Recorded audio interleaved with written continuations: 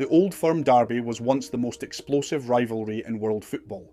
Celtic versus Rangers, the club built on stability, integrity and financial discipline, against a club that, as history proved, was willing to gamble everything and eventually lose it all. But in 2012, that rivalry ended. Not because Celtic overpowered Rangers on the pitch, but because Rangers collapsed under the weight of their own financial behaviour. The Old Firm didn't die because of Celtic. It died because Rangers mismanaged themselves into liquidation, and because HMRC finally held them to the same standards that every ordinary worker and business in Scotland must follow. This is the story of how Rangers fell, why HMRC pursued them, how years of risky decisions destroyed the old club, and why many Celtic supporters and taxpayers saw the outcome as overdue justice rather than tragedy. Under Sir David Murray, Rangers chased success through a spending model that looked bold from the outside but irresponsible underneath, while Celtic were building stability and following a financially sound strategy. Rangers were relying on the Employee Benefit Trust scheme, known as EBTS, a system that later tribunals and courts ruled should have been taxed as normal income. HMRC challenged the scheme for a simple reason: it wasn't fair. Workers across Scotland pay tax on their income. Businesses pay their contributions. HMRC believed Rangers were avoiding that responsibility, and the tax authority moved to collect what was owed. Rangers' financial model depended on these decisions going unchallenged, while Celtic continued to thrive through responsible management. Rangers depended on hope. Celtic depended on structure. By the late 2000s, Celtic stood on solid financial ground. Across the city, Rangers were sinking into deeper trouble. Debts piled up, legal battles mounted, tribunal decisions loomed large.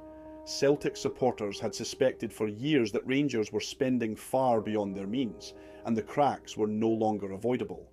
Even as Celtic kept to a transparent, sustainable model, Rangers were relying on desperate measures to maintain the illusion of strength. The warning signs were there, but Rangers' leadership refused to change direction. Instead, they continued down the same path that would soon lead them over the edge.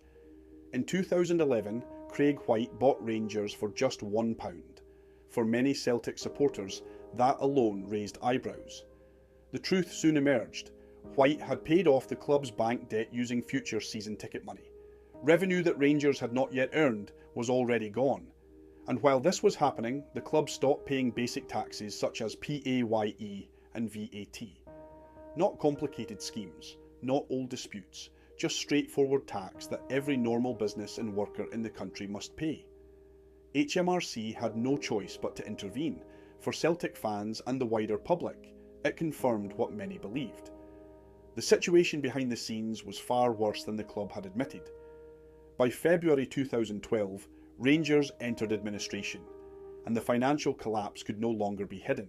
When administrators attempted to strike a deal with HMRC, the tax authority refused to agree to a compromise that would let Rangers walk away from massive obligations. And HMRC were absolutely right.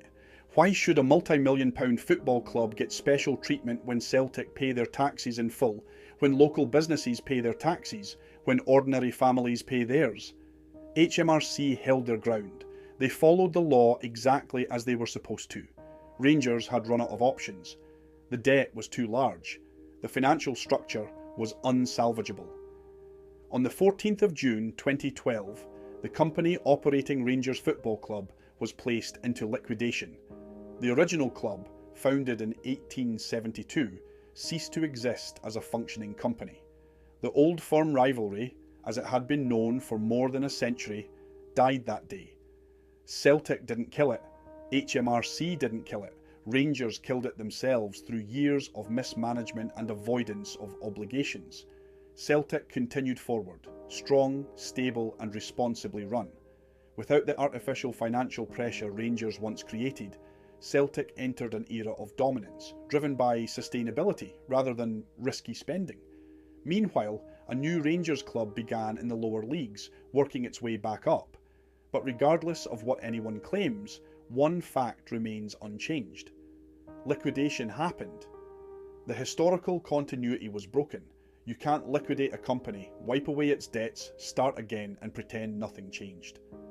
The rivalry that emerged later may carry the name, but it is not the same old firm that existed before 2012.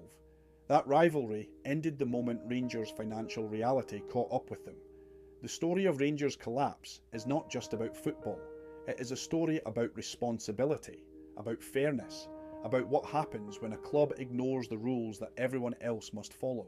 Celtic did things the right way, HMRC did their job, and Rangers didn't. In the end, the truth won, accountability won, HMRC won, and Celtic stood proudly on the right side of history as the only half of the rivalry that survived intact.